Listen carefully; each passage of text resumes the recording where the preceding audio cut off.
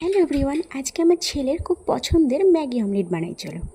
তো প্রথমে ম্যাগির প্যাকেট থেকে মশলাগুলোকে বার করে রেখে দিলাম। এবার ম্যাগিটা গরম জলের মধ্যে সেদ্ধ করে নিয়ে জল থেকে তুলে একটা ডিশের মধ্যে ছড়িয়ে রেখে দিলাম। এবার একটা বাটিতে ডিম ফাটিয়ে নিলাম। এবার তোমরা যদি বেশি করে বানাতে চাও তাহলে একটা দুটো বা তিনটে ডিম দিতেই পারো বেশি করে বানানো, যেহেতু আমি আমার ছেলের জন্য বানাচ্ছি তার জন্য একটা ডিম দিলাম।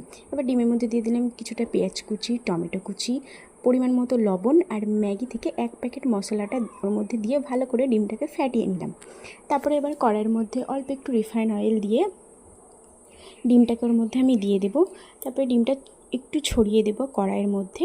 তারপরে হালকা ভাজা হয়ে গেলে ওপর দিয়ে দেবো এবার জল ঝরে রাখা ম্যাগিগুলো, আর দিয়ে দেবো ওপর থেকে আরও যে মশলাগুলো বেঁচে ছিল ম্যাগির সেগুলো। তো দুটো প্যাকেট ম্যাগির মধ্যে কিন্তু 3 প্যাকেট মশলা ছিল, তার জন্য আমি 2 প্যাকেট মশলা এর মধ্যে দিলাম আর 1 প্যাকেট মশলা ডিমের মধ্যে দিয়েছি।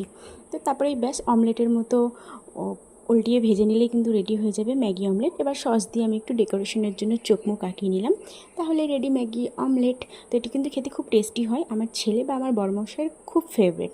তো ভিডিওটি ভালো লাগলে কিন্তু অবশ্যই like comment share subscribe. Tata.